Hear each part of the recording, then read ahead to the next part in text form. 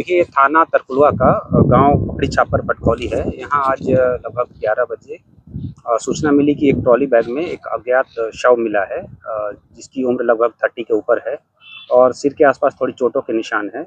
शव की पहचान कराए जाने के प्रयास किए जा रहे हैं और घटनास्थल का मुआयना फोरेंसिक टीम के साथ डॉग स्क्वाड और सर्विलांस टीम ने कर लिया है और इसके बाद इस नियमानुसार पंचायतनामा और पोस्टमार्टम की कार्रवाई तथा अन्य विधिक कार्रवाई प्रचलित है।